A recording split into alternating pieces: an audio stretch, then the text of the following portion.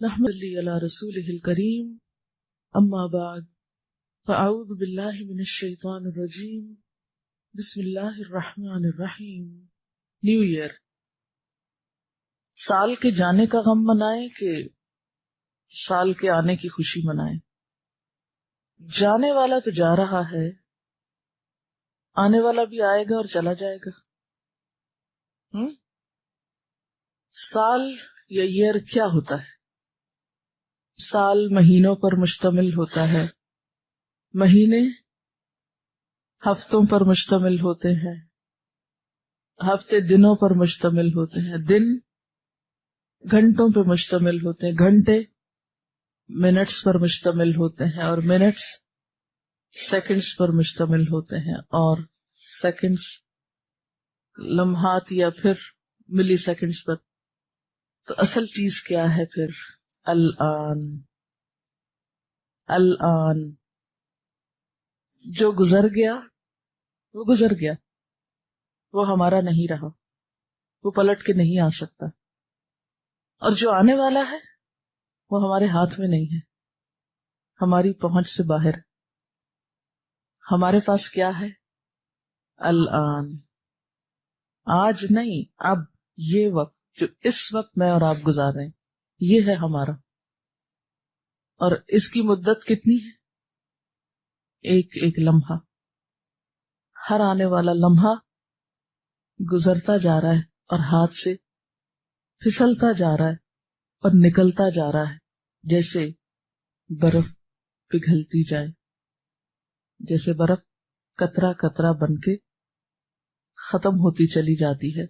پہاڑوں کی چوٹیاں ڈھکی ہوئی ہوتی ہیں، لیکن جب وہ پگھلنے پہ آتی ہے تو بالکل ختم ہو کے رہ جاتی، چوٹیاں پھر اسی طرح خالی دکھائی دینے لگتی، اجڑ جاتی، وہ قطرہ قطرہ بن کے پگھل جاتا ہے۔ اسی طرح زندگی خواہ 100 سال کی ہو، وہ سال سال، مہینے مہینے اور دن دن کر کے گزر جاتی، اور ہر لمحہ گزرتا ہی جا رہا ہے۔ جو چیز ہاتھ سے چلی گئی، چاہے وہ کتنے ہی سال ہیں، وہ تو چلے گئے، وہ ایک ایسی جگہ چلے گئے جہاں سے ان کو کسی بھی قیمت پر واپس نہیں لایا جا سکتا۔ اس کے بارے میں اب صرف ہمارا ریکارڈ محفوظ ہے، ہم اسے لا نہیں سکتے، بالکل بے بس ہے، کچھ بھی نہیں کر سکتے اس کا۔ غم منانے کا بھی فائدہ نہیں، اس لیے کہ غم منانے میں بھی وقت لگ جائے گا، اور غم منایا ہوا وقت بھی پھر ہاتھ سے نکل جائے گا، اور آنے والا وقت تو بالکل غیر یقینی سی چیز ہے، اس کے بارے میں کوئی کچھ بھی نہیں کہہ سکتا۔ اس لیے جو چیز ہاتھ میں ہی نہیں، جو آپ کے پاس ہے ہی نہیں، وہ آپ کی اپنی کہاں سے؟ اور جو آپ کی اپنی نہیں، اس پہ خوشی کس بات کی؟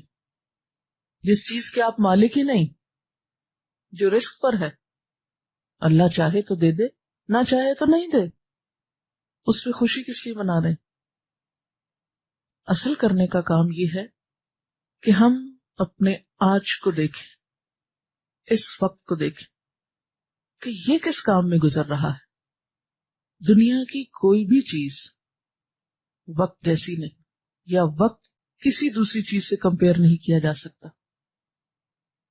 بڑی سے بڑی دولت آپ سنبھال سکتے ہیں، سونا چاندی، روپیہ پیسہ، ہیرے جواہرات، لاک کر دیجئے، روک لیجئے، آپ کے ہاتھ میں ہے، آپ ان کے مالک ہیں، چاہیں رکھیں چاہے لٹائیں، جو چاہیں کریں، آپ کا اس پہ بس چلتا ہے۔ لیکن وقت ہیرے جواہرات سے زیادہ قیمتی، اس پہ آپ کا بس نہیں چلتا، یہ آپ کے ہاتھ میں نہیں ہے، یہ آپ کے اختیار میں نہیں ہے، اس کو آپ روک نہیں سکتے، اس کو آپ خرید نہیں سکتے، اس کو آپ بیچ نہیں سکتے۔ اس کے ساتھ تو بس ایک ہی چیز ہو سکتی ہے، اور وہ کیا؟ کہ اس کو بہتر سے بہترین میں استعمال کیا جائے۔ کامیاب وہی ہے جو اس کو اچھی طرح استعمال کرنا جانے۔ کو اچھی طرح استعمال کرنا جانے. جس نے استعمال کر لیا وقت اس کا ہو گیا. یہ پاس کرنے کی چیز نہیں، کیونکہ وہ تو خود ہی پاس ہوتا چلا جاتا ہے، پاسٹ بنتا جاتا ہے. یہ کاٹنے کی چیز نہیں، وہ تو خود ہی کٹتا چلا جاتا ہے، آپ کے پاس رکتا ہی کہاں ہے، تو کٹ کٹ کے گرتا جاتا ہے، تو بہتا جا رہا ہے. تو صرف استعمال کرنے کی چیز. اور پھر یہ کہ کون اسے سب سے بہتر اور سب سے اہم کاموں میں استعمال کرتا ہے. قرآن پاک میں وقت کے لیے یا وقت کے ریفرنس سے 2 صورتیں آئی ہیں. ایک ہے العصر اور دوسری ہے الدہر. عصر کا معنی ہے وقت اور دہر کا معنی ہے زمانہ. عصر یعنی وقت کی اللہ تعالی نے قسم کھائی ہے، والعصر قسم ہے زمانے کی یعنی وقت کی. ان الانسان لفی خسر، بلا شبہ، بے شک، یقینی طور پر انسان خسارے میں ہے. یعنی وقت گواہ ہے کہ انسان نقصان اٹھا رہا ہے، یعنی انسان کا سرمایہ گھلتا چلا جا رہا ہے. اس نقصان سے صرف وہ بچ سکتا ہے جو ایمان لا کر نیک کام کرے، ایک دوسرے کو حق بات بتائے، ایک دوسرے کو اچھی بات بتائے، اور ایک دوسرے کو حق پہ تھام کے رکھے، صبر کی تلقین کرے، نہ خود پھسلے نہ ساتھیوں کو پھسلنے دے. کیونکہ اگر دوست، ساتھی، آس پاس کے لوگ پھسلے تو پھر تم بھی نہیں بچ سکو گے. سب ایک دوسرے کو پکڑ کر رکھے، سب ایک دوسرے کو سیدھا رکھے، سب ایک دوسرے کو سنبھالے، سب ایک دوسرے کے مددگار ہوں. تو گویا ایک ہے ہمارا ذاتی کردار، ایک ہے ہمارا ذاتی استعمال وقت کا، اور دوسرا ہے ہمارا انسانوں کے ساتھ گزرا ہوا وقت، جسے ہم اوائڈ نہیں کر سکتے. لیکن اگر ہم اس کو صحیح استعمال کرنا چاہیں تو پھر لازم ہے کہ اس میں ہم حق کی پیروی کریں. صرف خود اچھا بننے سے بات نہیں بنے گی جب تک کہ دوسروں کو بھی، جن کے ساتھ آپ اٹھتے بیٹھتے ہیں، جن کے ساتھ آپ کی محبتیں ہیں، جن کے ساتھ آپ کا لین دین ہے، جن کے ساتھ آپ کا تعلق ہے، کیونکہ انسان تو سوشل اینیمل کہلایا. حالانکہ انسان کے لیے اینیمل کا لفظ درستی نہیں ہے، انسان انسان ہے، وہ اینیملز کی قسم میں سے نہیں ہے. لیکن کہنے کی بات ہے، کہا یہ جاتا ہے. بہت سی چیزیں غلط العام مشہور ہیں. بہرحال انسان خسارے میں ہے. انسان تنہا نہیں رہ سکتا. انسان کو انسانوں کے ساتھ لازماً تعلقات رکھنے پڑتے ہیں، اور انسان کا ایک بڑا وقت انسانوں کے ساتھ گزرتا ہے. اس وقت میں خسارے سے بچنے کے لیے کیا ضروری ہے پھر؟ کہ ہم اس وقت میں دوسروں کو بھی حق پر چلانے کی کوشش کریں، ان کو بھی حق پر قائم رکھیں، ان کو بھی سیدھا کرتے رہیں، ان کو بھی احساس زیاں دلاتے رہیں، ان کو بھی نقصان کا یا زیاں کا احساس دلاتے رہیں. اور جب وہ پھسلنے لگے تو ان کے ساتھ پھسلنے کی بجائے انہیں تھام لیں. شیخ ابو الفتح ابو غدہ کہتے ہیں، خسران اور محرومی ان لوگوں کے لیے ہے جنہوں نے وقت کی قدر نہ کی اور ساری فرصت عمر برباد کر دی. یعنی عمر میں جو فراغت تھی یا فرصت تھی ضائع کر دی.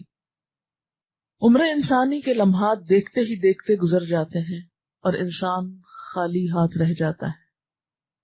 حضرت ابن عباس سے روایت ہے، نبی صلی اللہ علیہ وسلم نے فرمایا، 2 نعمتیں ایسی ہیں کہ جن سے لوگ کما حقہ فائدہ نہیں اٹھاتے، یعنی جیسے اٹھانا چاہیے، اور وہ ہے صحت اور فرصت. یعنی صحت کے بارے میں بھی لوگ غلط فہمی کا شکار رہتے ہیں کہ شاید ہم ہمیشہ ایسے ہی رہیں گے، اور اسی طرح فرصت کے اوقات بھی اس طرح گزارتے ہیں گویا کوئی اور مشغولیت یا اور کوئی مشکل آنے والی ہی نہیں. حضرت ابن مسعود رضی اللہ تعالیٰ عنہ سے روایت ہے کہ نبی صلی اللہ علیہ وسلم نے فرمایا، ابن آدم کے دونوں قدم اس کے رب کے پاس سے ہٹیں گے نہیں جب تک کہ اس سے 5 چیزوں کے بارے میں پوچھ نہ لیا جائے۔ نمبر 1، اس نے اپنی عمر کہاں صرف کی، کوئی دوسرے لفظوں میں اپنا وقت کیسے استعمال کیا، کن کاموں میں لگایا، کیونکہ عمر کس چیز کا نام، وقت کا نام یا وقت گزارنے کا نام ہے۔ دوسرے، اپنی جوانی کس کام میں خرچ کی، جو عمر کا بہترین حصہ ہے، جس میں انسان کی ساری صلاحیتیں بہترین طریقے پہ کام کرتی ہیں۔ تیسرے، اس نے مال کہاں سے کمایا۔ چوتھے، کس کام میں لگایا۔ پانچویں، کتنا عمل کیا اپنے علم میں سے، یعنی جو سیکھا اس پر عمل کیا کیا۔ حضرت ابو بکر صدیق دعا کیا کرتے تھے، اے اللہ ہمیں کہیں اندھیرے میں نہ رہنے دے، یعنی کسی معاملے میں ہم کسی غلط فہمی کا شکار نہ ہو، ہماری کج فہمیوں پر ہمیں نہ پکڑنا، اور ہمیں وقت سے بے پرواہی والا نہ بنانا، یعنی وقت کی کیئر کرنے والا، پرواہ کرنے والا بنانا۔ حضرت عمر فاروق کہا کرتے تھے، اے اللہ میرے لیے اوقات میں برکت فرما، یعنی میرے وقت میں برکت پیدا کر دے کہ میں تھوڑے وقت میں زیادہ کام کر سکوں۔ اور کس طرح ان کی دعا قبول ہوئی، اور انہیں صحیح مصرف میں لانے کی توفیق دے، یعنی میرے اوقات اور لمحات کو درست کاموں میں استعمال کرنے کی توفیق دے۔ اوقات کو درست کس طریقے پر استعمال کیا جا سکتا ہے، اس کے بارے میں جنید بغدادی کہتے ہیں کہ تم ہر لمحے یہ دیکھتے رہو کہ اللہ سے کتنے قریب ہوئے، شیطان سے کتنے دور ہوئے، جنت سے کتنے قریب ہوئے، اور دوزخ سے کتنے دور ہوئے۔ یعنی یہ ایک پیمانہ انہوں نے دیا اپنے وقت کے استعمال کو جانچنے کا، کہ واقعی تم بہترین کام میں استعمال کر رہے ہو یا نہیں۔ جو بھی کام تم کر رہے ہو، جو بھی وقت تم گزار رہے ہو، وہ تمہیں کس کے قریب کر رہا ہے، اللہ تعالیٰ کے قریب یا شیطان کے قریب، جنت کے قریب یا دوزخ کے قریب۔ ابن الجوزی رحمۃ اللہ علیہ فرماتے ہیں، عمر کی سانسوں میں سے ہر سانس ایک جوہر ہے۔ جوہر کا معنی معلوم ہے نا آپ کو، جول، جس کا معاوضہ کوئی چیز نہیں ہو سکتی۔ ہیرے جواہرات میں سے آپ قیمتی سے قیمتی کو دیکھیں، اس کا کوئی نہ کوئی ایک خاص معاوضہ ہوتا ہے، یعنی اس کا ایک خاص معاوضہ ہوتا ہے، لیکن ایک سانس پوری دنیا بھی دے کر آپ لینا چاہیں ایکسٹرا، یا ایک لمحہ جو پوری دنیا کی قیمت سے بھی خریدنا چاہیں تو وہ نہیں آپ کو مل سکتا۔ لیکن ہم اتنی قیمتی دولت کو کس طرح لٹاتے چلے جاتے ہیں کہ اسے بہترین میں استعمال نہیں کرتے۔ عامر بن قیس ایک تابعی تھے، ان سے ایک شخص نے کہا، آؤ بیٹھ کر باتیں کریں، آؤ بیٹھ کر کچھ گپ شپ لگائیں، کوئی باتیں کریں۔ انہوں نے جواب دیا، تو پھر ذرا سورج کو بھی ٹھہرا لو کہ وہ آگے نہ جائے، تو پھر ہم بیٹھ کے باتیں کرتے رہتے۔ یعنی اگر وقت نہ گزرے تو ٹھیک ہے، ادھر ادھر کی فضول گپ شپ کریں گے، اور اگر اس گپ شپ کی قیمت اتنا قیمتی وقت دینا ہے تو پھر سوچنے کی بات ہے کہ کس چیز میں گزار رہے ہیں۔ اس کا یہ مطلب نہیں کہ بات کرنے ہی منع اور خاموش رہے انسان، اس کا مطلب یہ ہے کہ انسان بیکار کی باتوں میں اور ایسے موضوعات پر گفتگو نہ کرے کہ جس سے کچھ حاصل نہیں۔ ابن جریر طبری ہر روز 14 ورقے لکھتے تھے، یعنی 14 ورقے، ورقہ 2 پیج کا ہوتا ہے۔ انہوں نے اپنی عمر عزیز کا ایک لمحہ بھی فائدے کے بغیر نہیں گزارا، ہر وقت کچھ نہ کچھ مفید کام کرتے تھے۔ فتح ابن خاقان کے بارے میں آتا ہے، عباسی خلیفہ متوکل کے وزیر تھے، کہ وہ اپنی آستین میں ہر وقت کوئی نہ کوئی کتاب رکھتے، اور جب انہیں سرکاری کاموں سے ذرا سے بھی فرصت ملتی، یعنی تھوڑے سے بھی انتظار کے لمحات بیچ میں آتے، وہ فوراً کتاب نکال کے پڑھنا شروع کر دیتے، یہ تھوڑی دیر بھی وہ ضائع نہیں کرتے تھے۔ البیرونی کے شوق کا عالم یہ تھا کہ حالت مرض میں مرنے سے چند منٹ پہلے ایک فقیہ جو ان کی مزاج پرسی کرنے آئے تھے، ان سے علم الفرائض یعنی وراثت کا مسئلہ پوچھ رہے تھے۔ تو بات یہ ہے کہ قرآن پاک کی روح سے، نبی صلی اللہ علیہ وسلم کے ارشادات کی روح سے، اور صحابہ کرام اور تابعین کے عمل کے نمونے ہم سامنے رکھیں تو ایک کامن چیز جو نظر آتی ہے وہ یہ کہ یہ وقت جو ہمیں ملا ہے، یہ زندگی جو ہمیں ملی ہے، یہ سال اور مہینے جو ہمیں ملے ہیں، یہ دراصل ہمارے پاس ایک بہت بڑا خزانہ ہے. ہمارا امتحان اس میں یہ ہے کہ اس خزانے کو کس چیز کے خریدنے میں استعمال کرتے ہیں، کس طرح اسے استعمال کرتے ہیں، کن کاموں میں لگاتے ہیں. اور پھر وہی معیار کہ سالوں کا نہیں، لمحوں کا جائزہ لیں، لمحوں کو گنے، لمحوں کا حساب لیں کہ ان سے کیا خرید رہے ہیں. کیونکہ ایک لمحہ یا ایک سانس ایک جوہر ہے، ایک ہیرا ہے. تو ایک ہیرا خریدنے کے لیے انسان کیا کرتا ہے؟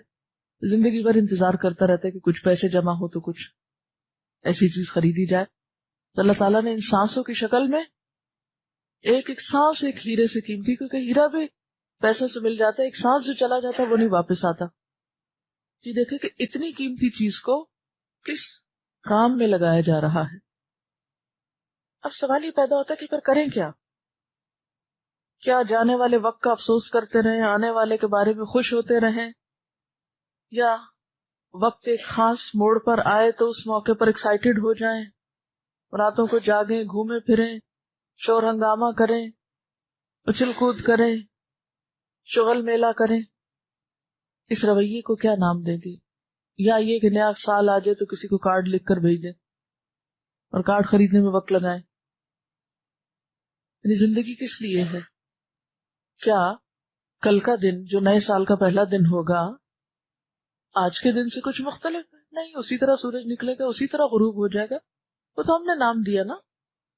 یہ تو سال و ماہ کی تقسیم کس لیے ہے؟ پہچان کے لیے ہے. یہ اس لیے تو نہیں ہے کہ کسی ایک دن کو آپ بہت زیادہ اہمیت دے کر اس میں آپ اپنے روٹین کے کام بھی چھوڑ بیٹھیں اور جو کر رہے ہیں وہ بھی نہ کریں، چھٹی منائیں اور اپنے وقت کو بیکار لغو کاموں میں گزار دیں اور سمجھے کہ اس سے حق ادا ہو گیا. تو یہ ایک بہت بڑی بھول ہوگی. اصل بات کیا ہے کہ انسان اپنی اس عمر عزیز کو، جس کی ایک ایک سانس ایک ایک ہیرے سے قیمتی ہے، اس کی حفاظت کرنا جانے، اس کو بہترین طریقے سے استعمال کرنا جانے. اور بہترین طریقے سے استعمال کیا ہے کہ اس وقت کے بارے میں آپ اپنی زندگی کو صحیح طور پر پلان کریں، اپنے اوقات کی بہترین تقسیم کریں.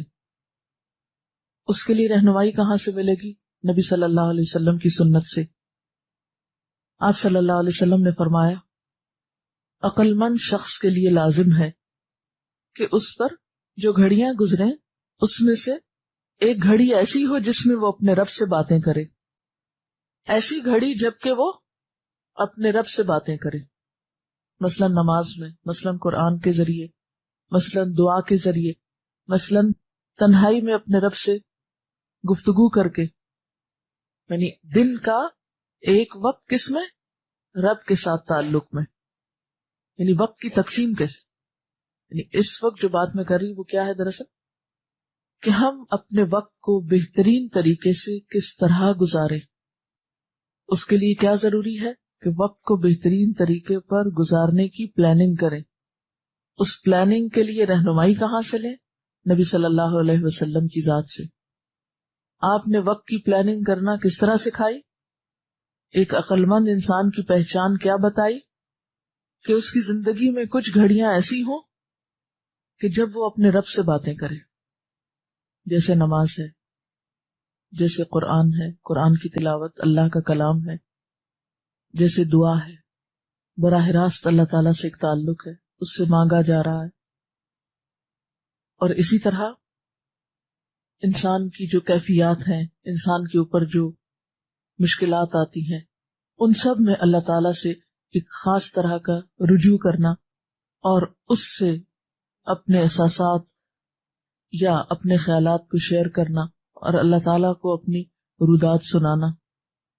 پھر فرمایا کہ عقل مند شخص کو ایک گھڑی ایسی گزارنی چاہیے جبکہ وہ اپنی ذات کا محاسبہ کرے، اپنا احتساب.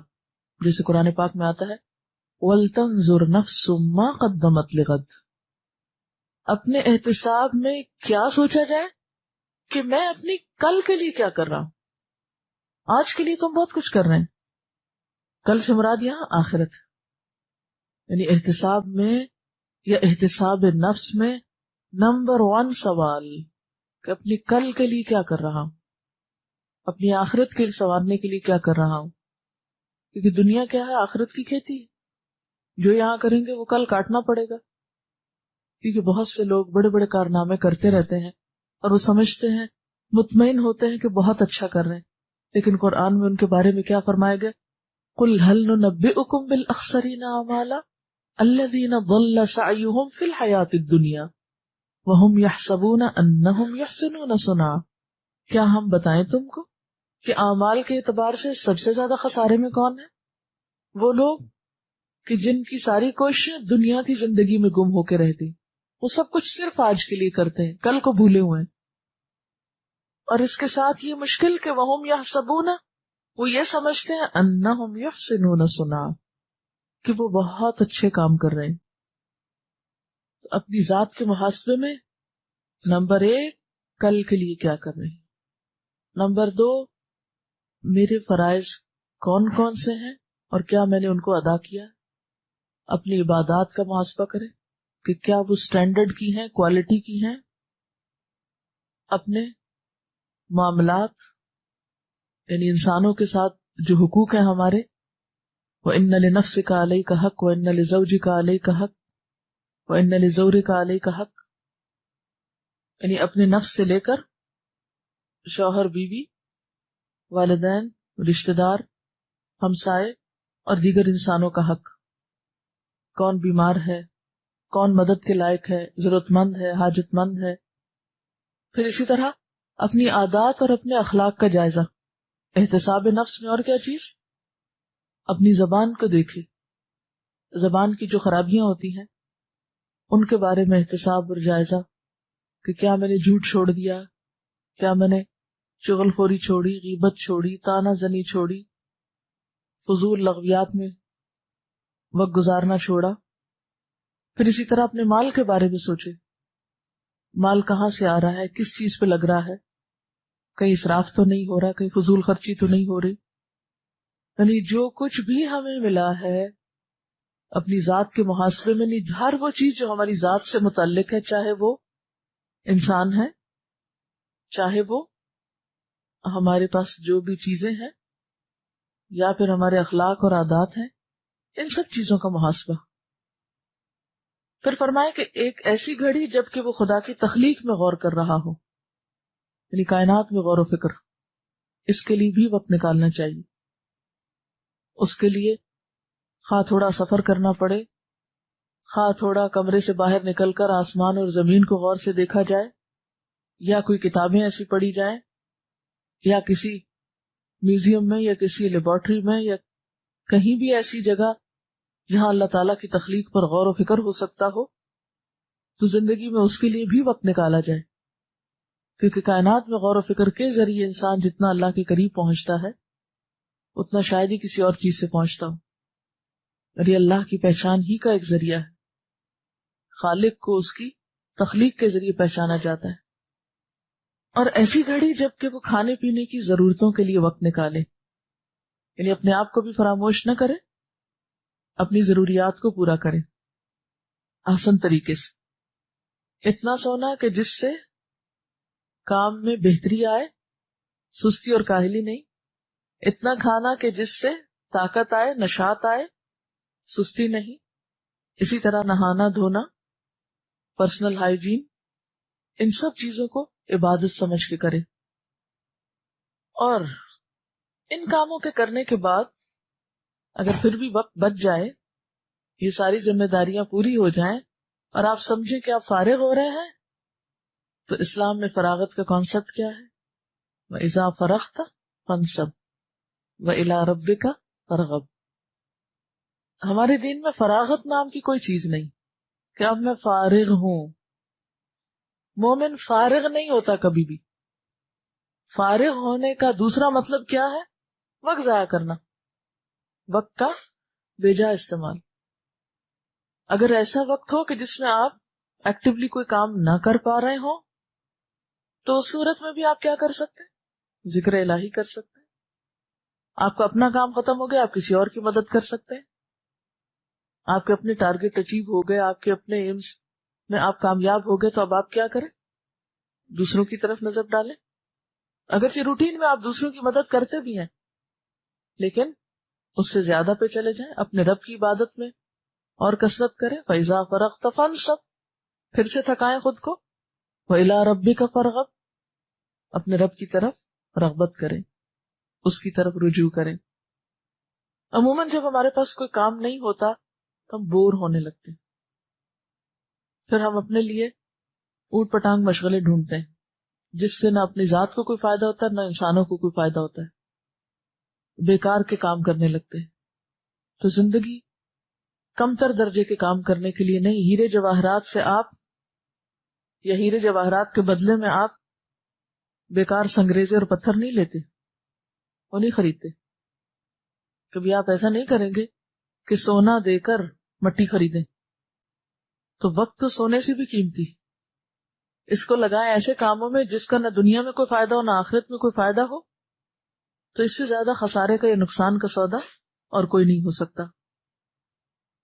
تو گویا ہمیں وقت کو صرف استعمال نہیں کرنا، صرف اچھے کاموں میں نہیں، یعنی بہتر سے بہترین میں، اعلیٰ ترین میں، اور اس کے لیے کچھ بھی قربان کرنا پڑے، کچھ بھی لگانا پڑے، مال و دولت، ہیرے جواہرات، کچھ بھی دے کر بہترین کام کر سکے تو بہترین کے لیے وقت نکالیں. اس کے لیے ایک چھوٹی سی مثال ہے. امام بخاری کے ایک استاد تھے. ایک دفعہ لکھتے لکھتے ان کا قلم ٹوٹ گیا تو انہوں نے آواز لگائی، کوئی مجھے نیا قلم 1 دینار میں دے دے. اور دینار بہت بڑی رقم تھی ایک قلم کے لیے. مثلا یہ ایسے ہی جیسے کوئی کہے کوئی مجھے 1000 روپے میں پین دے دے. تو لوگوں نے قلموں کی بارش کر دی. ہر ایک تجارت کا موقع ہاتھ آیا تو انہوں نے فوراً لیا بہترین قلم اسی وقت، تاکہ ان کے وقت کا ایک لمحہ ضائع نہ ہو، کیونکہ ان کے نزدیک 1 دینار کی کوئی قیمت نہ تھی اس وقت کے مقابلے میں جسے وہ استعمال کرنا چاہتے. بعض اوقات ہمارا حال کیا تھا، سستی چیزیں خریدنے کے لیے سارا دن بازاروں میں خالی کر کے وقت ضائع کرتے. نہیں یہاں سے یہ سستا نہیں، بھاؤ تاؤ کرنے میں، جھگڑے کرنے میں، ادھر نہیں، اس مارکیٹ چلتے ہیں، اس نے حالانکہ بعض اوقات اتنا ہی کرایہ لگا کے وہ پیسے پورے کر دیتے ہیں صرف دل کی تسلی کہ یہ چیز یہاں 2 روپے سستی اور 2 روپے مہنگی. پھر اسی طرح بعض لوگوں کے پاس درہم و دینار نہیں ہوتے تھے کہ وہ کتابیں خرید سکے یا اعلیٰ قلم خرید سکے، تو وہ کیا کرتے تھے، کرائے پہ کتاب فروشوں کی دکان لے کر ساری رات کتابیں پڑھتے تھے. مثلا جاہز کے بارے میں آتا ہے کہ وہ بک سیلرز کی دکان کو رات بھر کے لیے کرائے پہ لے لیتے تھے. میں تمہیں اتنے پیسے دوں گا، یہ 1 رات مجھے اس میں رہنے دو. دن میں تو نہیں رہ سکتے کیونکہ خرید و فروخت ہو رہی ہوتی تھی، تو رات بھر اس میں رہ کے کرائے پر پوری رات کتابیں پڑھتے تھے، کیونکہ ان کے نزدیک علم کی قدر و قیمت تھی. کیونکہ وہ سب خرید نہیں سکتے تھے تو انہوں نے یہ حل نکالا. ابن رشد کا نام آپ نے سنا ہوگا. ابن رشد کے بارے میں آتا ہے کہ وہ اپنی زندگی میں جو شعوری زندگی تھی اس میں صرف 2 راتوں کو مطالعہ نہیں کر سکے تھے. صرف 2 راتیں ان کی زندگی میں ایسی گزری کہ جس میں وہ کچھ پڑھ نہیں سکے تھے، ورنہ وہ ہر رات کو پڑھتے تھے. اور ہماری زندگی میں شاید کوئی 2 راتیں ہوں جس میں ہم ساری رات پڑھے ہوں. یہ ضروری نہیں کہ ابن رشد ہر روز ساری رات پڑھتے تھے، لیکن انہوں نے دن کے علاوہ رات کا بھی کچھ وقت علم حاصل کرنے کے لیے مخصوص کر رکھا تھا، کیونکہ رات کے وقت تھوڑی دیر پڑھنا پوری رات کے قیام سے زیادہ افضل. جوینی ایک مشہور متکلم ہے، فقیہ ہیں. ان کے بارے میں آتا ہے امام غزالی کے بھی استاد تھے. جوینی کہتے ہیں کہ میں سونے اور کھانے کا عادی نہیں ہوں. مجھے دن اور رات میں جب نیند آتی ہے سو جاتا ہوں، جب بھوک لگتی کھا لیتا ہوں. ان کا اپنا ایک طریقہ تھا زندگی گزارنے کا کہ ان چیزوں کی ان کے نزدیک وہ اہمیت نہ تھی کہ اس کے لیے بہت اہتمام کر کے گھنٹوں لگاتے. ان کو اصل غرض کس سے تھی؟ کام سے، پڑھنے سے. ابن الجوزی کی چھوٹی بڑی کتابوں کی تعداد 1000 ہے، یعنی 1000 کتابیں لکھی ہیں انہوں نے. وہ اپنی عمر کا ایک منٹ بھی ضائع نہیں کرتے تھے. اس وقت فاؤنٹین پین تو نہیں ہوتے تھے، لوگ کلمے تراش کر کر کے لکھتے تھے. تو کہتے ہیں کہ انہوں نے لکھتے وقت جو قلم وہ تراشتے تھے تو اس کے تراشے وہ جمع کرتے جاتے تھے. جب وہ فوت ہوئے تو ان تراشوں کو جلا کر پانی گرم کیا گیا جس سے انہیں غسل دیا گیا. ایک قلم کو گھڑنے میں، یعنی آپ پینسل شارپ کرتے ہیں تو کتنا اوپر سے اترتا ہے، اگر اس کو جمع کرنا شروع کر دیں تو وہ مرنے کے بعد اتنی دیر تک جلتا رہے. ظاہر ہے کہ بڑی کوانٹٹی ہوگی تبھی جلے گا کہ جس سے پورے مردے کو نہلانے کا پانی گرم ہو جائے. اس واقعے سے سبق یہ ملتا ہے کہ انہوں نے لکھنے میں کتنا وقت لگایا ہوگا اور کتنے قلم گڑے ہوں گے. ابن جوزی اپنے ایک روزنامچے یعنی اپنی ڈائری الخاطر میں لکھتے ہیں کہ افسوس ہے ان لوگوں پر جو کھیل تماشے میں لگے رہتے ہیں، ادھر ادھر بلا مقصد گھومتے رہتے ہیں، بازاروں میں بیٹھ کر آنے جانے والوں کو گورتے رہتے ہیں اور قوموں کے اتار چڑھاؤ پہ رائے زنی کرتے رہتے ہیں. عام طور پر کیا ہوتا ہے، وہ فلاں ملک میں فلاں بادشاہ کے ساتھ یہ ہو گیا، فلانی جگہ پر یہ واقعہ پیش آ گیا. عموماً لوگوں کی عادت کیا ہوتی ہے، اخبار پڑھ لی، پھر اخبار پڑھنے کے بعد خبروں پہ تبصرہ شروع کر دیا، کبھی اس سے ڈسکس کیا، کبھی اس سے کیا، کبھی اس سے کیا. کچھ دیر جھوٹی سچی خبریں پڑھنے میں گزر گئی، کچھ اس پہ تبصرہ کرنے میں.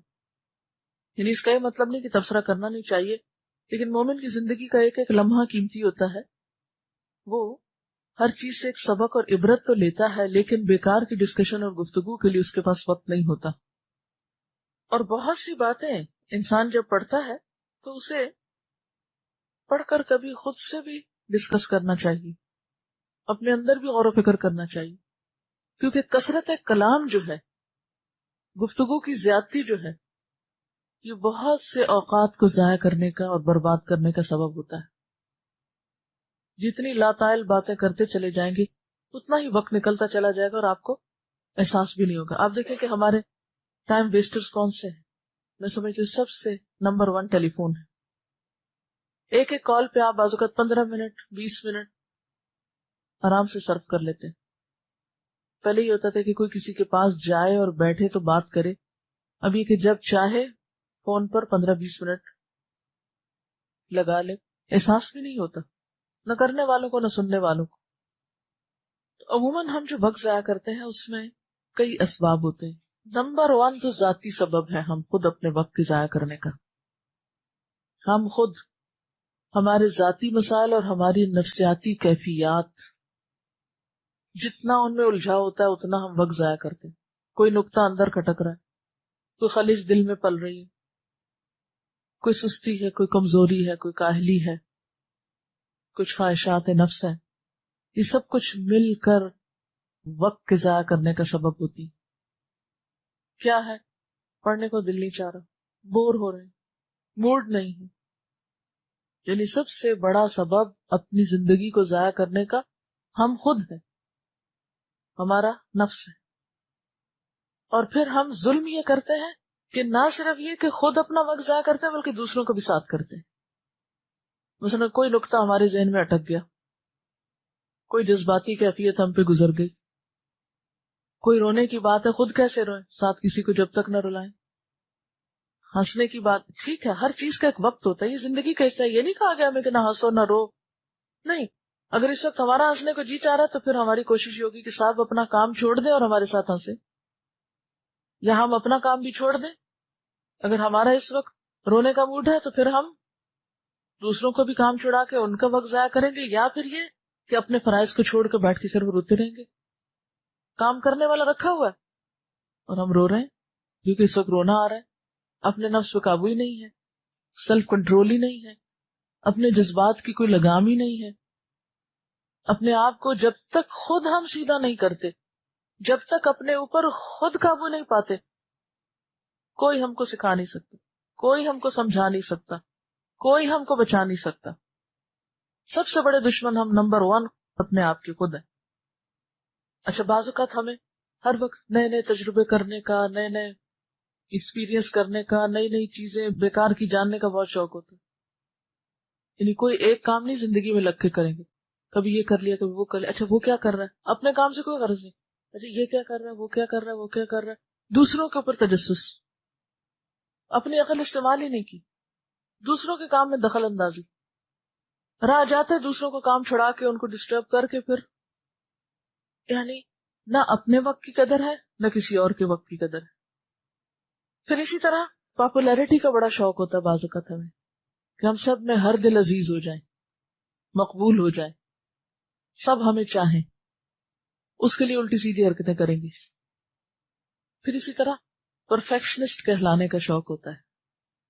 اب اس شوق کی وجہ سے بعض اوقات ہم ایسی چیزوں پر زیادہ ٹائم لگانے لگتے ہیں یا زیادہ محنت کرنے لگتے ہیں کہ جن کے بغیر بھی کام چل سکتا ہے.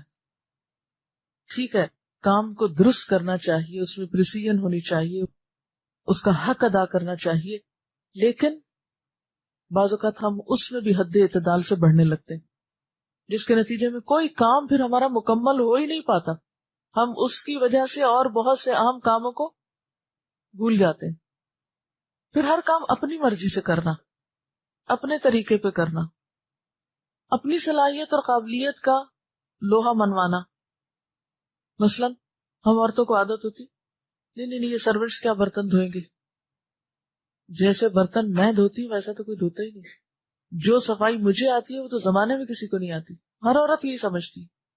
تو اپنے آپ کو انڈسپینسیبل سمجھنا کہ میں نہ ہوئی تو کام ہوگا ہی نہیں، یا میرے بغیر تو کچھ ہو ہی نہیں سکتا، یا مجھ سے اچھا تو کوئی کر ہی نہیں سکتا.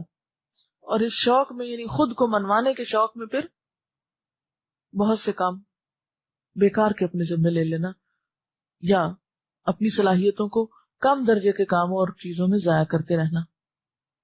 پھر اسی طرح سستی، ٹال مٹول، چیزوں کو ڈیلے کرنے کی عادت. اچھا پھر کبھی کر لیں گے، کوئی ضروری آج ہی کریں پھر ہو جائے گا، اچھا کل کر لیں گے. تو کسی بزرگ نے کہا تھا کہ داناؤں کے رجسٹر میں کل کا لفظ نہیں ملتا، وہ اپنا سب کام آج ہی کرتے ہیں. عقل مندی اس لفظ کو قبول نہیں کرتی، یہ خیالی پلاؤ پکانے والوں کا سہارا ہے. اچھا پھر کر لیں گے.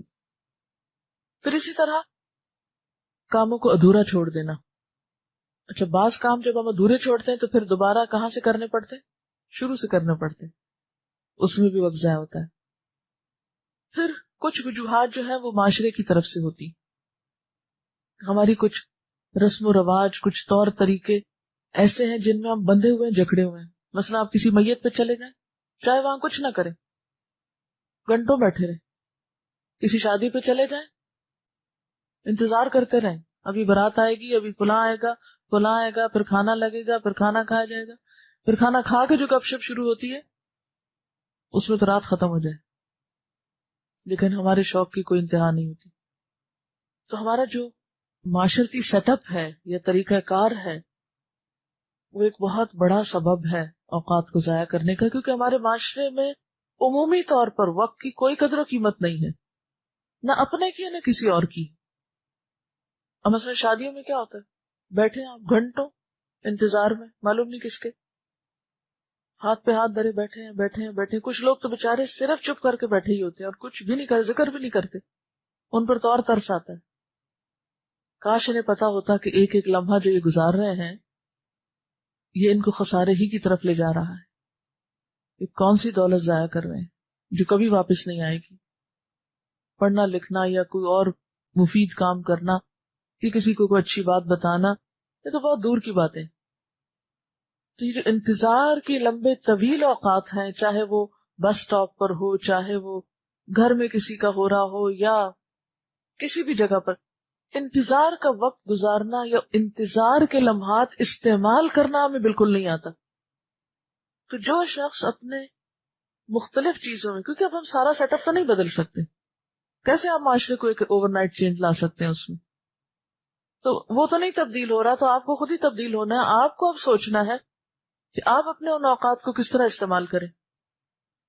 پھر وہی چیک رکھیں اپنے اوپر کہ یہ لمحہ مجھے کس کے قریب کر رہا ہے، جنت کے کتنے قریب کر رہا ہے. جب آپ کوئی کام کر ہی نہیں رہے تو جنت تو بڑا ہی مہنگا سودا ہے. الا ان سلعۃ اللہ غالیہ، جنت تو مہنگا سودا ہے، سب سے مہنگی چیز ہے جنت، جس چیز کا کوئی تصور کر سکے، اور وہ وقت کے اچھے استعمال سے ہی خرید سکتے ہیں آپ۔ اب یہاں اس بحث میں جانے کی ضرورت نہیں کہ وہ تو اللہ کی رحمت سے ملے گی، پھر ہم دوسری طرف نکل جاتے ہیں چونکہ اللہ کی رحمت سے ملے گی اس لیے وقت کو جیسے چاہیں استعمال کر لیں، اس کو جیسے چاہیں ضائع کر دیں۔ تو یہ جو ہمارے معاشرتی طور طریقے ہیں، انہی معاشرے کے موجودہ سیٹ اپ کے اندر رہتے ہوئے اس کو بہتر سے بہتر بنانا، اس کے لیے ہم تھوڑا سا سوچ لیتے ہیں، آپس میں ڈسکس کر لیتے ہیں کہ ہم مثلاً کیا کچھ کر سکتے ہیں، فرصت کے لمحات اور اوقات کہاں کہاں ہمیں ملتے ہیں، اور ان کو ہم کس کس طرح بہترین سے بہترین طور پر استعمال کر سکتے ہیں۔ ہمارے ہاں عموماً یہ رواج ہو گیا کہ چاہتے ہوئے اور نہ چاہتے ہوئے شادیوں کے موقع پر اتنی بھیڑ اکٹھی کر لی جاتی ہے، اور صرف یہ سوچ سوچ کر کہ فلاں کیا کہے گا اگر اس کو نہیں بلایا، فلاں کیا کہے گا، فلاں کیا کہے گا، حالانکہ دیکھا جائے تو لوگ نہ جا کر راضی ہیں نہ گھر رہ کے راضی ہیں۔ یہ ایک قابل فخر بات سمجھی جاتی کہ ہماری شادی میں فلاں فلاں نے شرکت کی یا اتنے زیادہ لوگ آئے، تو پاپولیرٹی کا شوق ہے نا، خود نمائی کا شوق ہے، تو کچھ پڑھنے کا رکھ لیں، کچھ ایسے لوگوں کو ملے، وہاں ہو سکتا ہے کچھ لوگ ایسے ہوں جن سے آپ بہت عرصے سے ملے نہ ہوں، کوئی ضروری کام ہو، کچھ اچھی چیزیں ان کو بتا سکتے ہیں، ڈسکس کر سکتے ہیں، کسی بیمار کا حال پوچھ سکتے ہیں، خود اپنے کرنے کا، اور اگر کوئی بھی چیز آپ سمجھتے نہیں کر سکتے تو ایٹ لیسٹ ذکر تو کر ہی سکتے ہیں، جس کے لیے آپ کو کسی سے کچھ لینے دینے کی ضرورت نہیں۔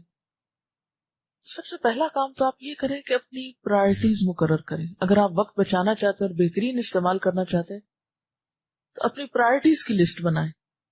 یہ آپ کا ہوم ورک بھی ہے کہ کون سے وہ کام ہیں جو آپ کو ہر صورت کرنے ہی کرنے ہیں اور کرنے چاہیے، ان کو لکھ لیں، کیونکہ ان میں سے کسی بھی کام کی بھول آپ کو دنیا اور آخرت کے نقصان سے دوچار کر سکتی۔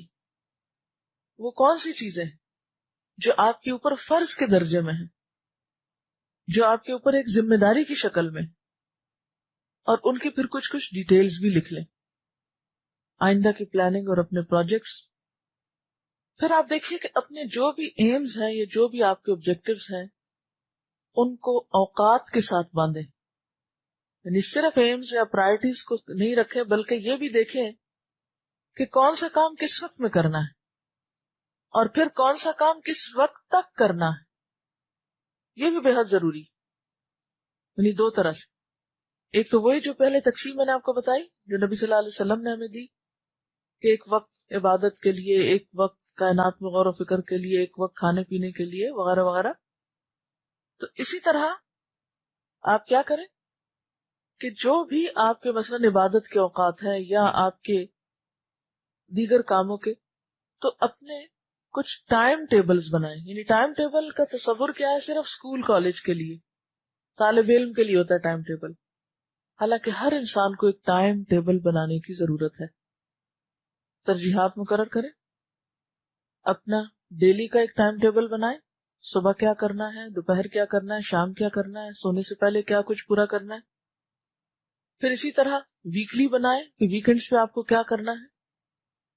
پھر اسی طرح منتھلی ایک ٹائم ٹیبل بنائیں کہ ایک مہینے کے اندر آپ کو کیا کیا نیکی کے کام کر لینے چاہیے۔ مثلاً اتنی کتابیں میں پڑھ لوں گی، اتنے لوگوں کو میں وزٹ کروں گی، اپنے رشتہ داروں میں سے اتنوں کو فون کروں گی، اتنوں کو خط لکھوں گی، وغیرہ وغیرہ، جو بھی آپ سمجھتے ہیں آپ کے لیے کنوینئنٹ ہے۔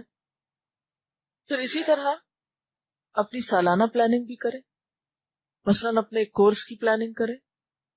مثلاً میں ہر دفعہ جب ایک کورس شروع ہوتا ہے تو میں اپنے مائنڈ میں ایک پلاننگ بناتی ہوں، قرآن کے ساتھ تعلق کی ہمیشہ ایک نئی پلاننگ ہوتی ہے الحمدللہ، کہ اس دفعہ کے کورس میں مجھے کیا سیکھنا ہے، کن چیزوں کو توجہ دینی ہے، کس اینگل سے قرآن کو پڑھنا ہے، کس طرح اس کو سیکھنا ہے۔ اور اس طرح الحمدللہ جتنی دفعہ میں نے قرآن پڑھایا ہے ہر دفعہ ایک نیا ٹارگٹ رکھا ہے، ایک نئی پلاننگ کی ہے، ایک نیا ایم رکھا ہے، اور پھر الحمدللہ اس کو اچیو بھی کیا ہے۔ پھر احتساب بھی ضروری ہے اپنا، کہ جو سوچا تھا وہ کیا بھی ہے یا نہیں کیا۔ محض پلاننگ کرنے سے کوئی فائدہ نہیں. پلاننگ پلس ٹائم پلس پھر آگے احتساب ایویلویشن بھی کہ آپ نے کیا بھی ہے یا نہیں. کیونکہ بعض لوگ پلاننگ میں تو ایک لمبا وقت لے لیتے ہیں, منصوبے بھی بناتے ہیں, خود کے ساتھ وعدے کرتے ہیں, خود کے ساتھ ہی خلاف ورزی کرتے ہیں, یعنی اپنے ٹارگٹس کو اچیو نہیں کر پاتے. پھر اسی طرح یہ ہے کہ بعض کام ہمیں مشکل لگتے ہیں تو ان کو ہم چھوڑ دیتے ہیں, ایک طرف رکھ دیتے ہیں. تو مشکلات میں اللہ سے مدد مانگے, نہ کہ چھوڑ کے فرار حاصل کریں. ایک کام جو آپ واقعی سمجھتے ہیں آپ کو کرنا چاہیے, مسئلہ یہ کہ اتنی صورتیں مجھے حفظ کرنی ہے, اتنی دعائیں مجھے زبانی یاد کرنی ہے, اب ساری زندگی نہیں کی تو اب یہ کیسے ہو سکتی ہیں, مجھ سے نہیں ہوتی, میں تو چھوڑ رہی ہوں کورس, یہ ہر روز ایک نئی چیز ہمیں کہتے ہیں یہ بھی یاد کر لو, یہ اپنی عادت میں ڈال لو. تو فرار حاصل کرنے سے تو اصلاح نہیں ہو سکتی. مشکل اوقات میں اللہ سے مدد. ایک حدیث میں آتا ہے, آپ نے حضرت ابو امامہ سے پوچھا, کیا بات ہے میں تمہیں مسجد میں نماز کے اوقات کے علاوہ بھی دیکھتا ہوں, کیا کرتے ہو مسجد میں, اتنا وقت کیوں لگاتے ہو یہاں؟ انہوں نے عرض کیا, یا رسول اللہ صلی اللہ علیہ وسلم, کچھ فکریں ہیں, کچھ قرضے ہیں جو مجھ سے چمٹے ہوئے ہیں. اور یہ جو افکار اور ہموم ہوتے ہیں نا, جو انسان کے اوپر ایک ذمہ داری کی شکل میں ہوتا ہے, اور وہ انسان کو کھائے جاتے ہیں, اور ان فکروں میں انسان کی صلاحیتیں, طاقتیں بھی کم ہوتی ہیں, وہ جو انرجی اس میں لگتی ہے وہ کسی اور کام میں لگنی چاہیے. تو آپ صلی اللہ علیہ وسلم نے فرمایا, میں تمہیں ایسی دعا نہ بتاؤں جو اگر تم پڑھنا شروع کر دو تو اللہ تمہاری فکر بھی دور کر دے گا اور قرضہ بھی ادا کر دے گا. انہوں نے عرض کیا کہ ہاں یا رسول اللہ صلی اللہ علیہ وسلم, ضرور بتائیے. آپ نے فرمایا, یہ دعا صبح شام پڑھ لیا کرو, اللہم انی اعوذ بک من الہم والحزن واعوذ بک من العجز والکسل واعوذ بک من الجبن والبخل واعوذ بک من غلبۃ الدین وقہر الرجال. فرمایا کہ اگر صبح اور شام یہ پڑھ لو گے تو تمہاری ساری فکریں دور ہو جائیں گی. حضرت ابو امامہ فرماتے ہیں, یہ وہ بتاتے ہیں کہ جب میں نے اس پہ عمل کیا تو اللہ تعالیٰ نے میری فکریں دور کر دی اور میرا قرض ادا کر دیا. تو وَاسْتَعِينُوا بِالصَّبْرِ وَالصَّلَاةِ. شادی کا معاملہ ہے, شادی نہیں ہو رہی اور فکر مند ہے, یا مالی معاملات میں پریشانی ہے, یا اولاد کے معاملے میں پریشانی ہے, کسی بھی معاملے میں اگر کوئی پریشانی تو صبح شام اس دعا کو لازم پکڑ لیں.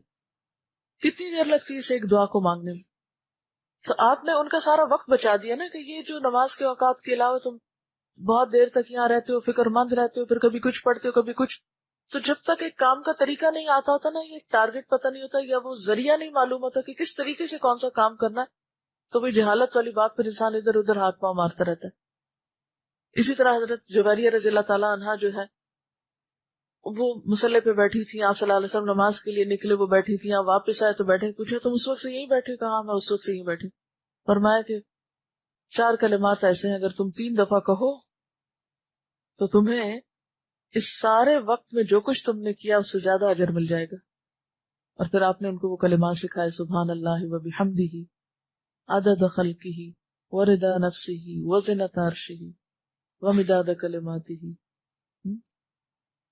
تو بات یہ ہے کہ انسان کے پاس جو نفع مند علم, اسی کو علم نافع کہتے ہیں, نفع مند علم انسان کے وقت کو بچانے کا ذریعہ ہوتا ہے.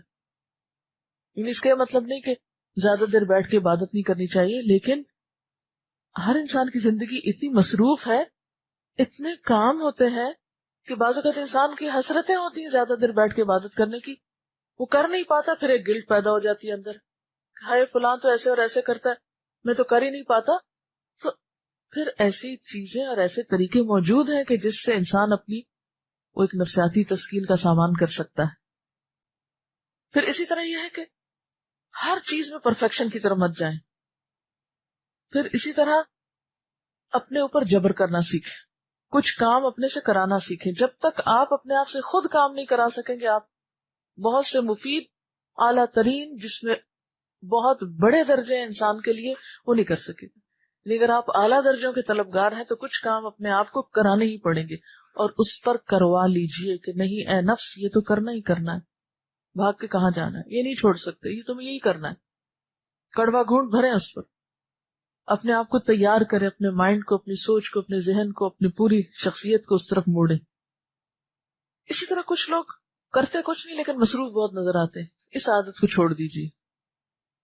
لک بزی ڈو نتھنگ. اہم ترین چیز یہ ہے کہ اپنی عبادات ہوں یا معاملات ہوں یا تعلقات ہوں، ان سب میں اعتدال لائیے. جب اعتدال لائیں گے بہت سا وقت بچ جائے گا. جب ہم لمبی نمازیں شروع کر دیتے ہیں، ہر وقت لمبی لمبی باتیں شروع کر دیتے ہیں، تو لازماً دوسرے کام متاثر ہوتے ہیں. دوسری بات یہ کہ جو کام کر رہے ہیں اس میں پوری یکسوئی اختیار کریں. ہمارا بہت سا وقت کیوں ضائع ہوتا ہے؟ جب ہم کلاس میں بیٹھے ہیں، ہم ادھر ادھر ہل جل رہے ہیں، کچھ اور کر رہے ہیں، وہ لیسن سمجھ نہیں آیا، وقت ضائع ہو گیا نا. جب ہم نے توجہ ہی نہیں کی، سنا ہی نہیں پورا، سمجھا ہی نہیں پورا، وقت ضائع ہو گیا. جب گھر گئے تو پھر لے کے بیٹھے ہیں، وہ اب کیا کریں، وہ سمجھ نہیں آیا تھا، پھر سمجھنے کی کوشش کر رہے ہیں، پھر اس وقت نہیں سمجھ میں آیا، وہ بھی دیر لگی. کیونکہ اگر آپ نے پہلے مرحلے پر کام ٹھیک کیا ہوتا تو اگلا مرحلہ بھی آپ کے لیے آسان ہوتا. تو جس وقت جو کام کرنا چاہیے اس میں آپ کنسنٹریشن سے، توجہ سے، یکسوئی سے کام لیں. جس کام میں یکسوئی نہیں ہوتی اس میں بہت وقت ضائع ہوتا ہے. مثلا آپ ایک لائن لکھ رہے ہیں، ادھر کوئی آ کے آپ کو سلام کر رہا ہے، دوسری لکھنی شروع ہوئی تو ادھر ٹیلی فون کی گھنٹی بج گئی، تیسری لکھنی شروع کی ادھر کو بچہ رو پڑا، چوتھی لکھنی کیا کام کریں گے آپ؟ تو جن لوگوں کے پاس یکسوئی نہیں ہوتی وہ سمجھے کہ ان کا وقت ضائع ہوتا ہے اور وہ اپنے آپ کو ضائع کر رہے ہیں. چنک یا ایک حصے مقرر کیجیے کہ اتنی دیر میں نے بات نہیں کرنی کام کے دوران، اتنی دیر میں نے اٹھنا نہیں. میں جو پی ایچ ڈی کر رہی تھی کہ بلیو می، بعض اوقات میں 8 گھنٹے ایک سیٹ پہ بیٹھی ہوں، بغیر مبالغے کے 8 گھنٹے بیٹھی ہوں آ کے کتابوں میں. اور جب اٹھی ہوں تو کئی کئی گھنٹے گزر چکے تھے. کیوں؟ اس لیے کہ جب آپ ریسرچ کرتے ہیں نا تو اس میں یہ نہیں ہوتا 2 لائن ادھر سے پڑھ لی، 2 ادھر سے پڑھ لی. پڑھتے پڑھتے پڑھتے یہ بالکل ایسے جیسے آپ جتنی گہرائی میں جاتے ہیں اتنے ہی پہ جوہر لاتے ہیں. سطحی وقتی سرفس کے مطالعے سے آپ کوئی نتیجہ نہیں نکال سکتے. اس کے لیے پہلا ایک وقت آتا ہے نا جب آپ پڑھنے لگتے، جیسے نیند ہوتی ہے نا، تو شروع میں آپ سونے لگتے، کچی نیند ہوتی ہے، پھر ایسا ایسا گہری ہوتے ہوتے پھر آپ ڈیپ سلیپ میں جاتے ہیں. تو پھر ڈیپتھ میں ہمیشہ جانے کے لیے آپ کو زیادہ ٹائم لگتا ہے. جیسے آپ سمندر کی گہرائی میں اترنا چاہیں تو اب یہ تو نہیں کہ ڈبکی لگائی اور نکل آئے اور آپ کو چلنا ہے موتی. اس میں یہ ہوتا ہے کہ آپ بیٹھے ہیں میز پر، پڑھنے لگے. پہلے تو آپ اپنے آپ کو فزیکلی، مینٹلی اس میں ان کریں گے، ٹائم لگے گا، پھر شروع ہوئے، پھر آپ نے پڑھنا شروع کیا، پھر آپ کا دماغ جاگنے لگا، پھر آپ کے اندر کے طبق روشن ہونے لگے، پھر جا کے آپ کوئی چیز لکھنے کے قابل ہوتے ہیں. پھر جب آپ لکھنے لگے تو پھر آپ نے جو اس وقت سوچا، جو آپ کے اندر، اسے نکال کے رکھ لیں، لکھ لیں. اگر آپ نہیں نہ لکھے اور اٹھ گئے بیچ میں تو کیا ہوگا؟ دوبارہ جب آئے گے پھر آپ کو پچھلا سارا پروسیجر دہرانا پڑے گا. تو کچھ کام ایسے ہوتے ہیں کہ جن میں انسان کو واقعی جم کے ایک خاص محدود وقت کے لیے لگ کے کام کرنا چاہیے، ورنہ کیا نہ کیا برابر ہو جاتا. ہر کام کی نیچر ایسے نہیں ہوتی، لیکن جن کاموں کی آپ کوالٹی چاہتے ہیں اور جو کام واقعی آپ کی زندگی کی پرائرٹی ہے، اور اس میں ہمیں نماز سے سبق سیکھنا چاہیے. میں جتنا بھی نماز پہ غور کرتی ہوں تو مجھے اس کے فائدے ہی فائدے نظر آتے ہیں. کس طرح اللہ تعالیٰ نے ہمیں ہر چیز سے نکال کے ایک کام پر مخصوص یا مقرر کر دیا تھا نا، فکس کر دیا تھا، بس یہی کرو. اب ہلنا جلنا نہیں، ادھر ادھر نہیں ہونا، دیکھنا نہیں کہیں اور، بولنا نہیں، کھانا نہیں، جو کہا جا رہا ہے وہی کرنا ہے. کھڑے ہونے کے لیے تو بیٹھنا نہیں، بیٹھنے کے لیے کہا تو کھڑے نہیں ہونا. اتحیات کھڑے ہو کے نہیں پڑھ سکتے، جو سجدے میں پڑھنا سجدے میں پڑھنا. پھر اسی طرح یہ ہے کہ ہر بات کو بہت سنجیدگی سے نہ لیں، بہت سیریس نہ. کسی نے کچھ کہہ دیا دل تھام کے بیٹھ گئی، آج تو فلاں مل گیا تھا، میرا تو موڈ ہی آف ہو گیا، سارا دن اسی میں گزر گیا، وہی بات بار بار سوچنے کرے. آپ دیکھیں وہ تو کہنے والا کہہ کے گزر گیا، اس کو تو بھول بھی گیا ہوگا، اور آپ لے کے بیٹھے ہوئے اپنے آپ کو کیوں اپنا نقصان کر رہے ہیں. ہر چیز کو بہت سنجیدگی سے نہ لیں. اور پھر یہ ہے کہ بہت سی چیزوں، ناخوشگوار باتوں کو صرف مسکرا کے ٹال دیں، مسکرانا سیکھیں. نبی صلی اللہ علیہ وسلم کی سنت ہے، اور مسکرانے سے بہت سے مسئلے حل ہو جاتے ہیں. کسی سے ناراضگی ہے، صرف مسکرا کے دیکھ لیں. یعنی عموماً گھروں میں جو چھوٹی موٹی کھچ کھچ لڑائی جھگڑا چھوٹا موٹا چلتا رہتا ہے نا، جہاں بھی لوگ اکٹھے رہتے ہیں، اس کا حل کیا؟ صرف مسکراتے جائیں اور لوگ خود ہی ناراضگیاں بھولتے جائیں گے. ورنہ گھنٹوں بھی آپ ان کو کلیریفیکیشن دیتے رہیں گے، میرا یہ مقصد نہیں تھا، میں نے یہ نہیں کہا، ہو سکتا ہے کہ پھر بھی نہ کوئی دوسرا سمجھے. اور پھر آپ بھی اپنے دل میں گرج پال لیں تو اس سے کیا ہوگا؟ یہ تو شیطان چاہتا یہی ہے کہ آپ اپنے اوقات کو انہی چیزوں میں ضائع کرتے رہیں۔ بہرحال ان سب چیزوں سے بڑھ کر یہ ہے کہ اللہ تعالی سے دعا کے ساتھ نئے سال کا آغاز کریں اور ان سب خرافات سے بچیں کہ جن میں پڑھنے سے آپ کے نہ ایمان میں اضافہ ہوگا، نہ علم میں اضافہ ہوگا، اور نہ ہی اعمال صالح کے درجات میں۔ سبحانک اللہم و بحمدک، نشہد ان لا الہ الا انت، نستغفرک و نتوب الیک۔